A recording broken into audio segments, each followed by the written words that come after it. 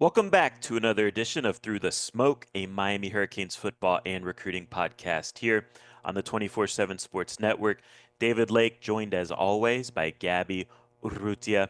We're here to discuss the portal. The spring transfer portal window opens up today.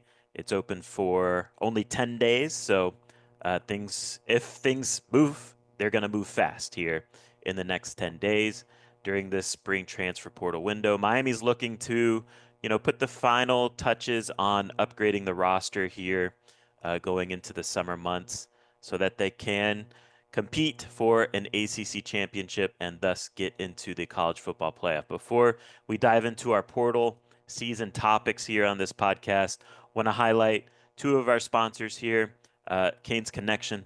That, of course, is Miami's collective. Portal season's here. It's crucial for that collective to be strong and organized. And Miami's collective is one of the best in the country. So go support those guys at Canes Connection any way that you can at canesconnection.com. Have a lot of different membership tiers, and you can go sign up and join at whatever tier makes sense for you. Also, want to highlight, of course, our guy Nick Musarino at the Musarino Law Group. Um, if you've been injured in a car accident, he's the guy that I would go hit up myself. He can help you in any way that you need help solving those issues. So call 561 960 9870 or visit themuserinolawgroup.com for your needs. Again, injured in a car accident, go hit up Nick Musarino. Yeah, and if you're in the real estate game and you're looking to buy, sell, or rent real estate here in the state of Florida, want to encourage you to contact the G Law Firm to handle all of your closing needs. Ricky Guerrero and his team can handle all of your needs when it comes to that closing transaction. So contact them at 305-422-4529 or at thegfirm.com. Also follow them on social media at the G Law Firm. They do a lot of fun social media stuff on that account too. And if you tell them that Through the Smoke sent you, they will take $300 off their cost of service. So again, if you're in the real estate market looking to buy, sell, or rent, contact the G Law Firm and tell them that Through the Smoke sent you. All right, Gabby. So again, the portal opens today as we're recording this. We're recording this at 8:45. So, I mean, look, some guys might enter the portal throughout this day that we don't touch on in this podcast because they have not entered the portal yet. In terms of guys that might interest Miami, Miami adding them to the roster. But the portal opens today. Some big names have already entered. Of course, Nico Iamaleava, the Tennessee quarterback, entered the transfer portal or is going to enter the transfer portal. Jaden Ott, the running back out of Cal, has entered the transfer portal, and I guess he's already committed to Oklahoma, Yeah, right? right. So those are probably the two biggest, splashiest names to enter at this point. Um, but in general, Gabby, I want to start this podcast with the conversation of like, what do we expect? What do we think this spring portal window will bring nationally in a big picture sense? Because, um, there's always kind of a hope that it's going to be bountiful. I think last year there was kind of a hope that it would be bountiful, and maybe it didn't prove to be that. I think for Miami definitely added some key pieces. So that's encouraging year over year in terms of what to expect from a Miami perspective this year. But from a national perspective, I guess what I expect, Gabby, my guess would be most of the good players you see enter the portal, and I'm talking about like difference makers. I kind of assume the difference makers, whatever that looks like, will come from the Big 12, the ACC, or the Group of Five Right. level. I think the SEC and the Big Ten, for the most part, now some might enter from those conferences, but I think those conferences, you're going to see guys that were highly rated recruits or guys that have talent that haven't maybe earned an opportunity to show what they can do at their SEC or Big Ten schools, and maybe they got to go to a different spot to earn that opportunity. But I think the proven production star players will go from those conferences. And look, I think it's important to remember too. I always forget this, but like in terms of the SEC, Yeah. in the spring, you can't go from SEC to Right. SEC. So that might limit some of the SEC movement as well. But like, what are your just general expectations for this spring transfer portal window from a national perspective, not a Miami perspective? Yeah, I think it's going to be interesting. You never really know what these things are going to bring, but I think it's going to be a lot of kind of like what you're alluding to, David. I think we're going to see a lot of the group of five guys that are going to kind of make that leap.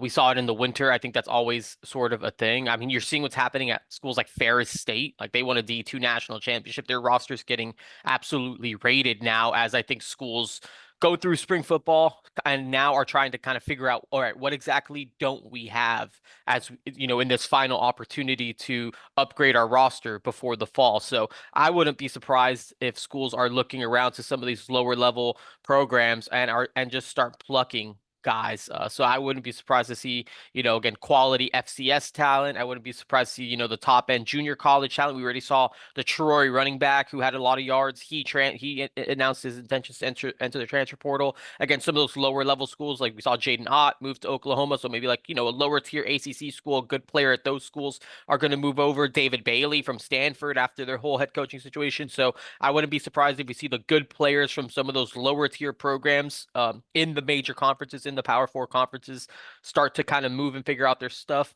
The SEC things are really interesting because, like you said, the not being able to move conferences, a lot of players go to the SEC to play in the SEC, so they don't want to Right. not play at a school in the SEC. So I wouldn't be. I don't know if we're going to see a ton of movement outside of the Nico Iamaleava And situation. SEC and Big Ten have a ton of money, so they Right, play defense. They do a good job playing for sure, defense, of and retaining. yeah, yeah. Yeah, so I think that there's still going to be players, right? The last spring, Miami got Damian Martinez, they got Mhm. Simeon Barrow, they got guys like Sam Brown and Tyler Barron. So I think that it will Those are be four impact players, yeah, you I know? mean, right, and like I think if Miami was able to, maybe at different positions before players of similar impact, I think that that Right. would be a win. Like I think that that would be a 100%. win for Miami this spring to find four similar guys, with similar levels of production to add ahead of the 2025 season. So I think that that's on the table. I think that there's going to be windows to upgrade the roster. I guess kind of transitioning it back to Miami specifically. Like I do Yeah. think that there will be opportunities. I think the positions that they need to kind of address are maybe a little bit tougher to predict, like linebacker and safety. But we'll see. I think at least early on, wide receiver seems to be promising. I think there'll always be interesting line of scrimmage talent. I think especially on the defensive line, but I expect Miami to have windows to level up their roster. Let's discuss because Miami's had some portal movement already in terms of outgoing players.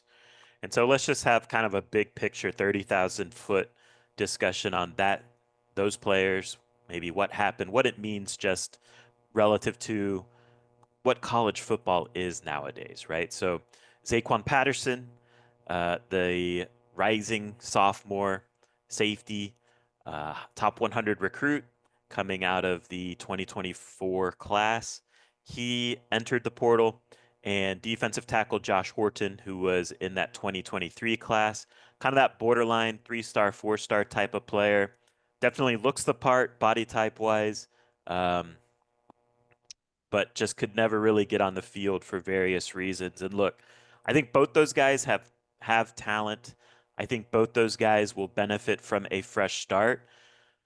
But look, from a big picture standpoint, and this is not a Miami thing. This is a college football or a major college football thing. Like if your goal is to compete for championships, you kind of have to embrace this churn. And what this all kind of boils down to me, is guys are getting compensated now. And if there is no return on investment, there's a chance that those players have to explore options elsewhere. In Josh Horton's case, he had, there is like a bad luck element, I think, to his time at Miami, right? He could never really stay healthy. So there is an unluckiness element to that, but durability is an ability, and you need to be able to play. And you look at him; he's one of the prettiest looking defensive tackles they have Absolutely. on the roster, but could never really get on the field. And look, at his next landing spot, if he can stay healthy, he can be a starter. at that school, whatever that means. And then in Zaquan Patterson's case, look, to me, you know, he's just wasn't a fit for Miami, unfortunately, on and off the field. And look, that's okay. On the field, he was given plenty of opportunities to show what he can do. I mean, all Miami fans, you and I know, Gabby, that Miami last year needed better safety play. He played 150 snaps as a true freshman to show what he could do. He started the bowl game to show what he could do. And look, he was a true freshman, but it just never looked right on the field. Yeah. He, played the second half of the month of spring football. There wasn't much progress going on from that point either. And then off the field, look, again, this is callous, but this is college football nowadays. Off the field, you have to be a pro when you're being well compensated. You have to handle your business like a pro. And look, sometimes in the long run, these type of moves can help a player realize that and handle things like a pro in their next stop. Um, but again, when you're highly compensated, expectations are high. You have to produce. You have to show a willingness to handle your business off the field. Um, and so that's kind of where I stand with those two players. Do you think that's fair? I think it's fair, and I think it was really well said on both fronts. Josh Horton, talented player. Zaquan Patterson, talented player. I think both those guys, again, I think it's best for both those guys to move on. And look, I think both will land on their feet somewhere. Josh Horton is a huge body along the interior defensive line. He will land on his feet somewhere. Zaquan Patterson has 3 years of eligibility and he has a ton of talent. It's just about kind of putting it all together. And to your point, David, just handling business in all aspects of the game. I think he's someone that still needs to add mass, physically. I think he's someone that still needs to mature and grow physically, off the field, mentally, and those things as well. And look, someone's gonna take a flyer on Zaquan Patterson. Someone's gonna take a flyer on Josh Horton, and I think both those guys will Yeah. eventually land, potentially at Power Four programs, if not just really good quality places where they can kind of continue to develop and hopefully put it all together. It's the best thing for their careers, both of their careers, to get Right. a fresh start somewhere else where they can play. That needs to be the goal. Go somewhere you can play. If it doesn't work, get your NIL money at your first stop as a recruit. If it doesn't work out there, you got to go somewhere where you can play. And all this is to say that, like, of course, when you start compensating players, which is a good thing, it becomes more like both, from both sides. It's a cold, hard business transaction by both parties. Players can leverage for more money, which they should, um, if they want to. And on the flip side, programs can decide whether or not a player is worth what they are being compensated. So it might make some people pearl clutch, but this is the new college football. It's very cut and dry. You're either worth what you're getting paid or you aren't. And if you aren't getting paid worth, if you aren't getting paid what you're worth, it's either because you deserve a raise or because you're making too much money, right? So it's very cut and dry, cold-hearted business, um, and that's just what college football is turning into. Um, all right, let's talk about just from a Miami perspective, maybe some early transfer portal entrants that makes sense. And again, portal opens now as we're talking, so maybe as we're recording this, more guys might enter. But to me, Gabby, there's a few that kind of make sense or fit what could help Miami here in 2025. And I think the conversation needs to start with wide receiver Trevor Pena out of Syracuse. He goes 6 foot, 185, slot receiver, caught 84 passes for 941 yards and 9 touchdowns last year. When he hit the portal, or when it was reported that he was going to hit the portal, there was a lot of Miami buzz that, hey, this makes sense for Miami, and we think Miami's a team to watch here. What can you say about Pena? What do you think about his potential fit? Do you think it makes sense for Miami to go try and add a player like Trevor Pena? To me, yeah, I think adding a guy like Trevor Pena is sort of a no-brainer. And I think first want to. I think a lot of people are pounding the table about maybe some of the guys on the roster, and I think that there are good in-house options. Malachi Tony, I think, is a future long-term starter at Miami.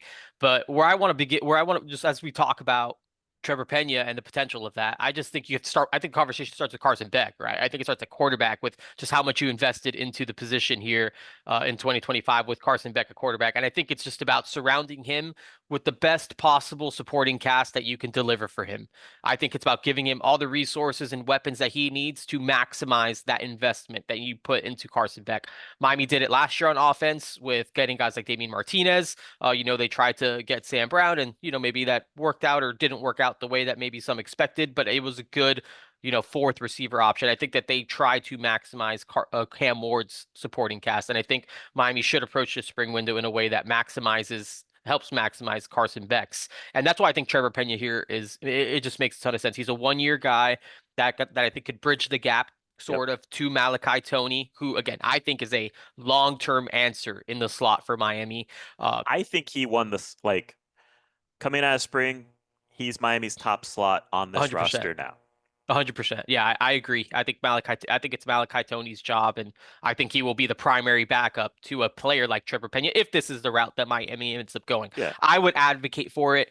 I think Trevor Pena, to your point, David, is just extremely talented. Caught for over 900 yards against Miami in the regular season finale that basically crumbled the Hurricane season. He went for a career high 128 yards and a touchdown. He absolutely torched Miami. He showed vertical down playability, which is a huge, huge thing. He's a guy who does really well in the short to intermediate, which is where he did most of his damage, in 2024, working with Kyle McCord. Again, I think he's just a proven commodity who is not a super long-term investment. I think gives you, again, just a piece now to kind of bridge this gap.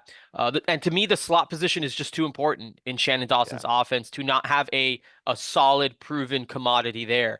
In 4 straight seasons, David, Shannon Dawson's offense has produced 1,000-yard wide receiver. His last two right. years at Houston had Tank Dell, went for over 1,300 yards in each of those seasons. His first 2 seasons at Miami, Xavier Restrepo went over 1,000 yards, ended up becoming Miami's all-time leading receiver and an All-American. His name will now forever hang on in the banners at on Green Tree or in the indoor practice facility. There to me, this is just not one of those positions that you kind of mess around with or toy with or experiment with. Not to say Malachi Tony isn't talented enough. I just don't think He's a it. reclassified freshman, He's a and reclassified I think freshman he's who's going to 17 be years good. old. Right, he will Yeah, be good, but to me, this slot position, specifically this slot position, is just too important of a piece in Shannon Dawson's offense to not have something certain, something or veteran proven that you feel really, really good about. That can and probably will be Malachi Tony one day. But for right now in 2025, I think again, just with Carson Beck, what you're putting in at quarterback, I think a guy like Trevor Pena is a no-brainer fit for that slot position. it's hard to watch, like when you watch the highlights of Pena. It's hard to watch him and not think about Xavier Restrepo, right? Because Yeah. they do have similar games. Pena is, taller, but he's kind of the similar mold of, like, he's not the fastest receiver. He just kind of knows how to get open. And like Restrepo, he's really good at making contested catches relative to what his size is. He was credited with bringing in 18 of 23 contested catch targets. So 50-50 balls.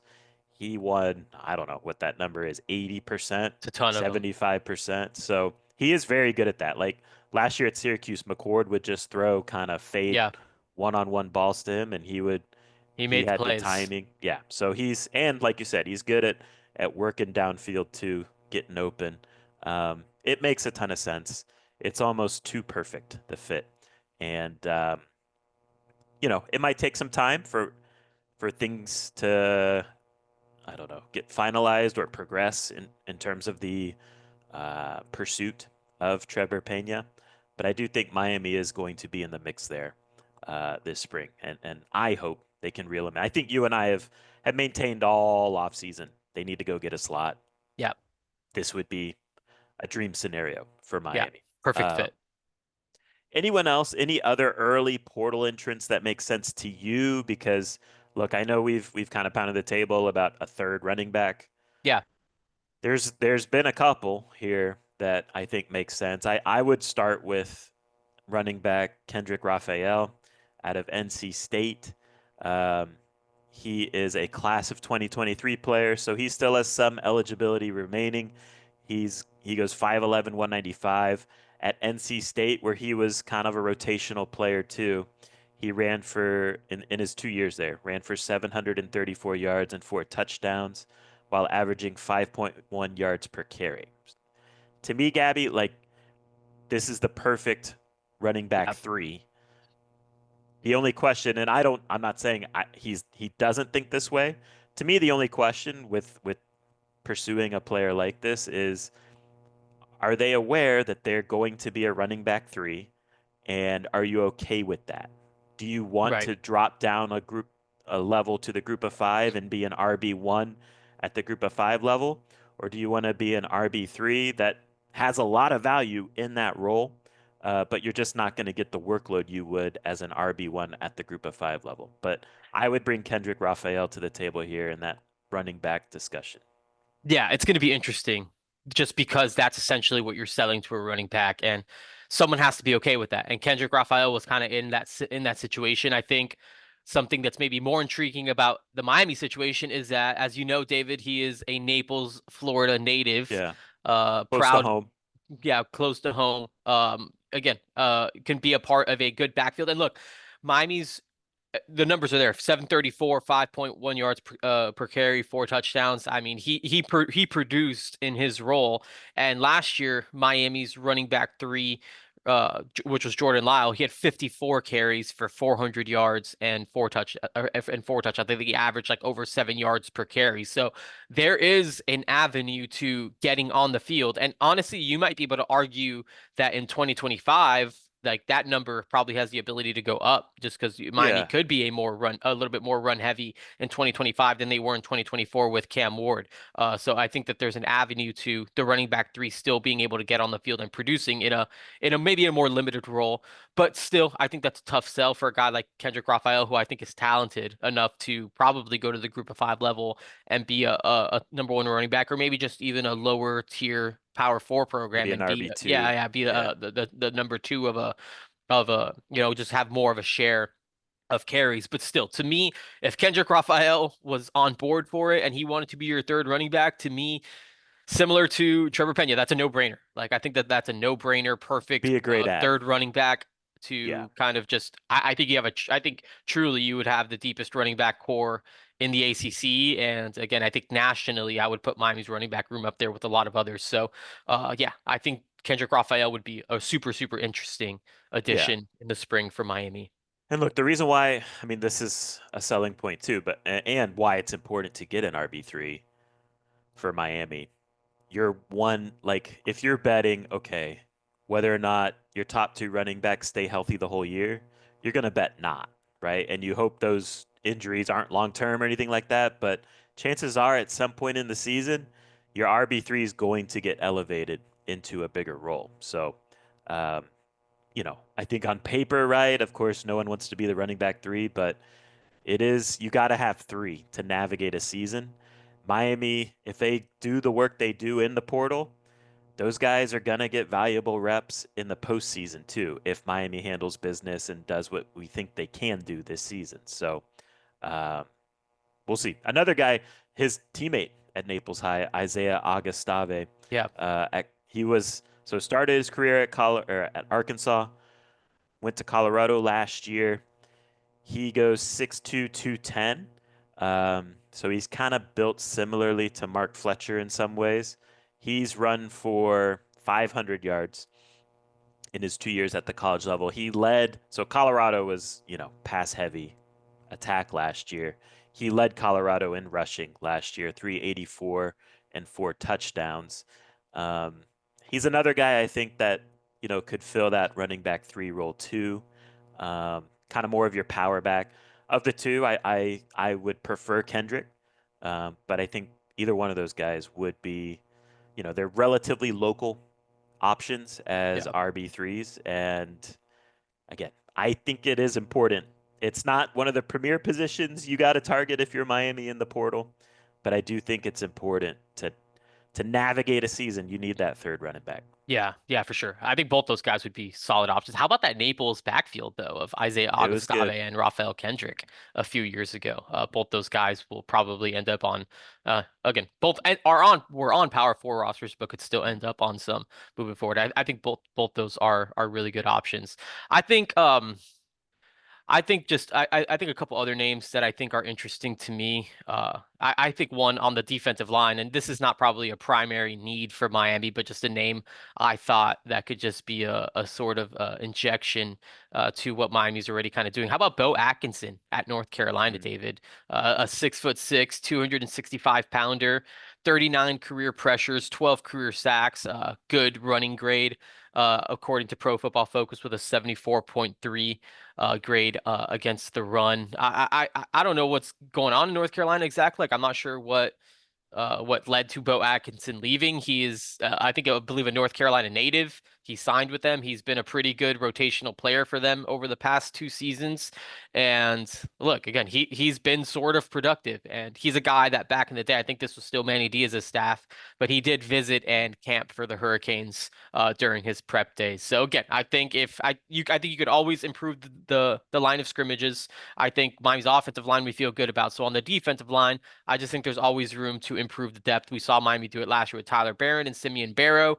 Maybe they're a bit further along both those spots going into this spring window than they were last spring window. But still, if you are planning to navigate a long season, which I think is Miami's primary goal, right, to get to the AC championship, potentially play in the college football playoff, I think you just need quality bodies all over the defensive line. Bo Atkinson is, to me, is someone that I would strongly consider as a sort of veteran guy who's going to be, I think he'll be a redshirt junior next year, who I think gives you just a little bit more along the edge. Last thing I want to talk about before we kind of move on, but you wrote a good article. And again, this is speculative, right? So we will say that on the front end. These players we are talking about now have not entered the portal, but look, Mario Cristobal said it after his spring game. The portal is always open. All these players, like with the way the rules are now, every player is essentially in the portal right now. They are one email away from entering the portal, essentially, right? So Right. you wrote an interesting article where you talked about two guys from each position group that you think could help elevate Miami um, to be a CFP level team, right?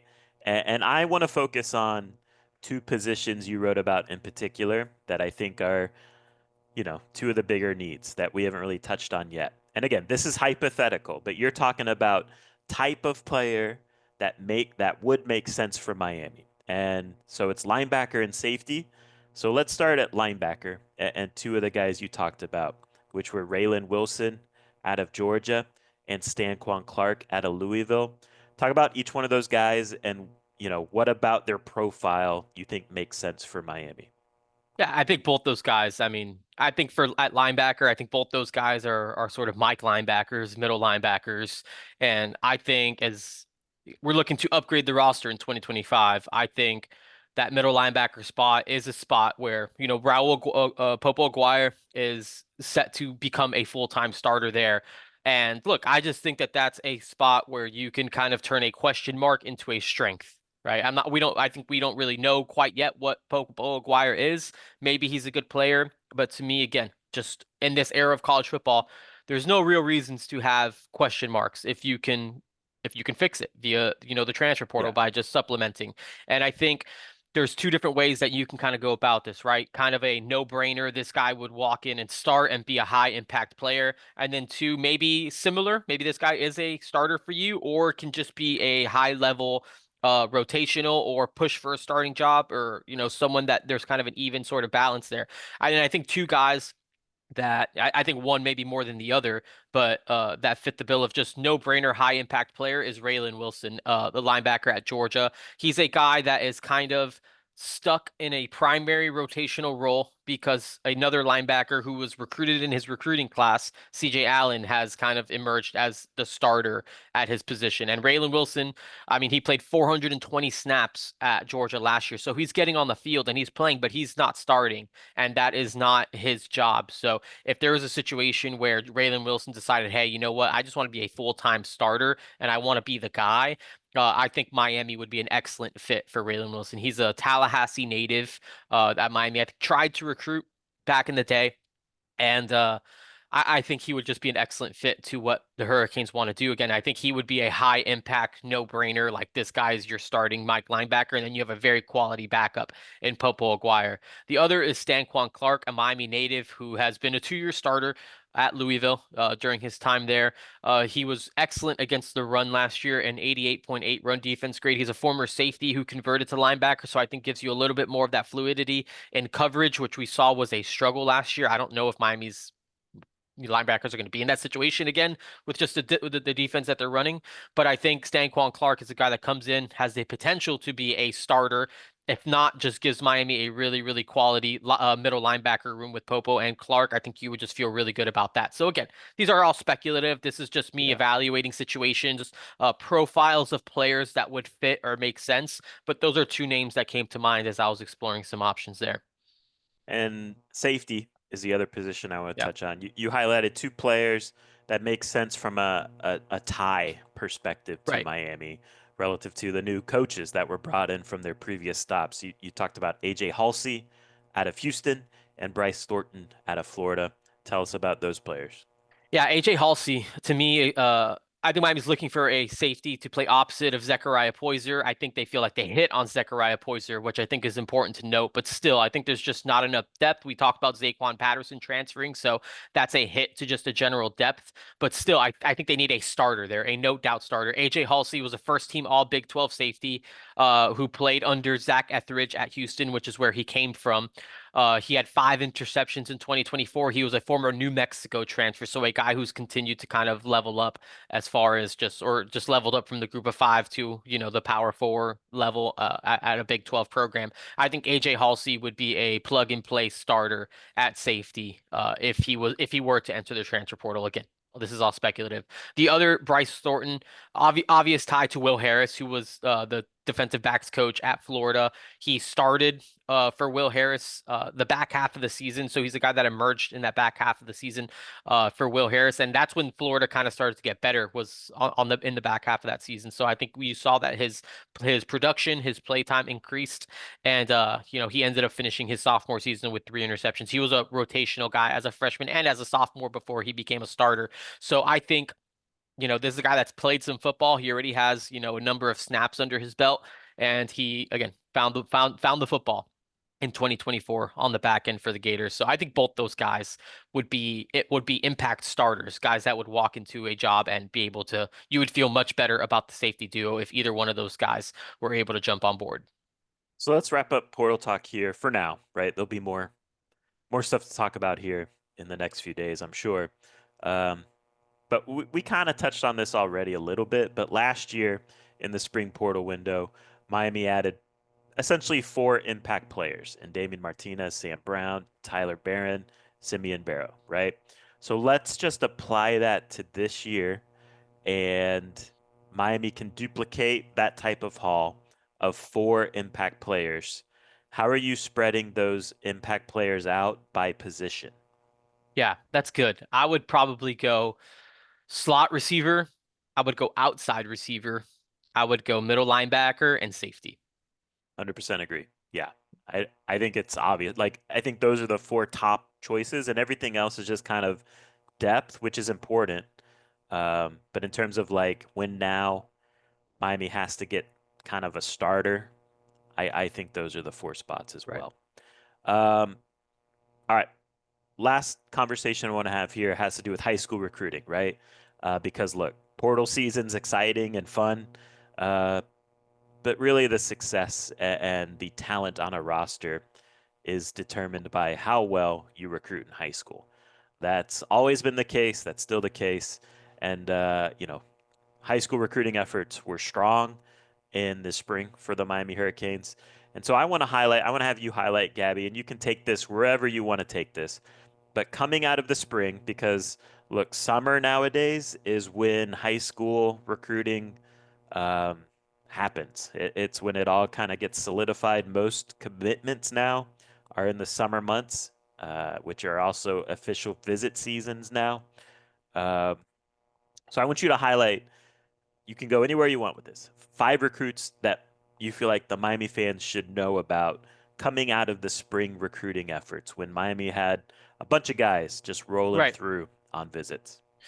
Yeah, I think with where we're at right now, just from a recruiting perspective, I think if you're an avid listener to this podcast or if you're a subscriber inside the U, you have a pretty good idea about what the top names are. You know the Jackson Cantwells and the Derek Coopers and all that stuff. So I kind of want to dive a little bit deeper into the board, and I want to bring up 5 names that I think are worth maybe just keeping a closer eye on, or who are maybe trend. I don't know if trending is the right word, but I think just maybe trending up, stock up guys for Miami. I guess we can kind of call them coming out of the spring that maybe we haven't spoken about enough, just whether that be on the site or here on the podcast.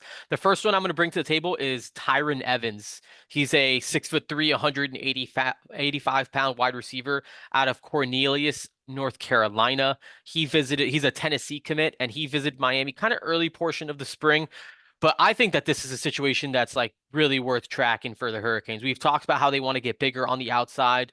Tyron Evans, again, listed 6'3", 185 pounds. Seeing him in person, he is a bigger body. Like, he could be maybe a hair over 6'3". I wouldn't be surprised if he was maybe a little heavier than 185 pounds. Like he is a big dude, and again, committed to the Vols, but closely looking at the Hurricanes. And I think Miami has some momentum kind of brewing behind the scenes there. And truthfully, I wouldn't be surprised if Tyron Evans is someone that eventually landed in Miami's recruiting class at wide receiver. So that's definitely one name I want to bring to the table. Another is tight end Zachary Turner. Out of Duncanville, Texas. This guy's listed at 6'2", 215. I think when he visited Miami, he was like 6'3", 221. So just slightly bigger than what he's listed at 247sports.com. He's a high 3-star prospect with an 88 grade. And I think with the intrigue with Zachary Turner, I think a lot of that comes from, again, you're hearing the measurables and you're probably like, that's not what a tight end typically looks like. And I think that that's kind of the point. I think what Miami's getting out of Elijah Lofton, who's probably a little bit small, not smaller, because like Elijah He Lofton is. is thicker, but he's probably shorter and more compact than a Yeah. Zachary Turner. But Zachary Turner, you turn on the tape, he's playing at a powerhouse program in Texas in Duncanville that just was one of the top ranked teams in the country with Keelan Russell under center. Zachary Turner is extremely athletic as kind of like a flex wide receiver, tight end type. I think that they think that he's, a strong guy who will bulk up and will be able to give you a little bit of stuff, but a guy that you can kind of move around, that you can get creative with on offense. I think they're kind of they're carving out a role for this type of player because of the ways that they have to get creative with Elijah Lofton and how they plan to utilize him in 2025. So I think Zachary Turner really just perfectly fits as a sort of follow up to. You can't take one of these guys every cycle, but maybe every other cycle, I think you could probably, you could take one of these types. And I think that's kind of where Miami's at with it. So Zachary Turner is someone that Miami loves. I think coming out of the spring, he's a name that I think you have to watch extremely closely at tight end, along with, you got the Hezi Kents, who Miami is just, all in on. That's who they want at tight end. And Zachary Turner is right up there with him as far as dudes that they feel like they need to have different types of guys. But when you stack up sort of the inline guys and the flex guys, to me, Zachary Turner is probably arguably the top flex tight end on the board right now, just because of that Elijah Lofton sort of role that they're carving out. So Zachary Turner, one to keep an eye on. Third one, I think Miami fans should kind of keep in mind is Vance Spafford. He's a wide receiver out of Mission Viejo, California. Committed to Georgia, visited this spring. And look, a lot of the stuff we're talking about in the slot with slot receivers, Vance Spafford gives you a little bit of that as far as just being a productive slot. He like broke school records as a sophomore. I think he went for like, 1,500 yards and 22 touchdowns. He's a guy that's just been highly productive. I believe at that one of those Future 50 events, David, a couple summers ago, he ran a 4.35 40. So speed is not a question mark there. And again, just gives you a little bit as a slot You can move him around a little bit, and where Miami really likes Van Spafford is what he can do from 15 yards plus. A lot of the slots that we talk about, we know that they can make plays in the short to sort of intermediate, and they feel like Van Spafford also gives you something different vertically that some of these other slot receivers don't. So I think that that's a part of the intrigue with Van Spafford. So he's one that I would watch closely. Again, committed to Georgia, but looking around, my understanding is Miami's the only other official visit that he has set. So again, I think that's something worth tracking. Another West Coast prospect I want to bring to the table is Tommy Toffee. He's a 6'6", 320-pounder, a top 100 talent out of San Francisco. Archbishop Riordan. That's probably not how you say that, but he visited Miami for the pool party on at the back end of the spring. He had some other official visits, I think UCLA and Ohio State, that were set prior to Miami. He has canceled the Ohio State official visit. I believe he canceled UCLA as well, and Miami now gets the final official visit of his process. He's someone that, just while he was on the visit, the way it was kind of presented to me is that he grew up sort of idolizing Penei Sewell. Now, as a Polynesian offensive lineman, he really looks up to and admires Francis Mawanoa. When he came down to Miami, he went to dinner with the Mawanoa families, with his family. Again, this kid's 6'6". His dad's like 6'10", was a European, professional basketball player, just massive family. So this kid may even have some more growth potential. I think as a big time interior lineman, as Miami looks to build what could possibly be, if it all comes together, the best offensive line class in the country, I think Tommy Toffee is probably a name to kind of keep in the back of your mind. The last one I'm going to bring up, David, is Blake Stewart, a safety out of the Atlanta area. He visited for Miami's first spring practice, and then he came the Thursday before the spring game. The Hurricanes are just all in on Blake Stewart. They love Blake Stewart. He is someone that would be sort of an internal kind of home run addition at safety for the program, because they just love all of the things that he can do. Miami's trying to infiltrate that Atlanta area. They already got John Tavius Weinman to flip from Georgia. I think Blake Stewart is really, really high up there on the wish list as well. So, I think Miami's battling Clemson. SMU is kind of in the mix there as well, along with a few others. But I think Miami's in a really good spot coming out of spring for Blake Stewart as well. Great stuff, Gabby, as always. Again, now's a good time to subscribe because the portal's open. You know, portal season goes past when the window closes, right? That's just when guys have to enter into the portal. So now's a good time to join InsideTheU.com at the VIP level. And, high school recruiting season right around the corner here in the summer. So it's going to be a busy, busy talent acquisition time for the Miami Hurricanes football program. So we'll get out of here on that note. Appreciate all our sponsors. Go support those guys however you can. Also, want to highlight we're on YouTube, right? So if you haven't watched this yet on YouTube, go check us out on the Inside the U channel. Give us hit subscribe over there too. It helps us as well. So appreciate everyone for listening. And until next time, take care.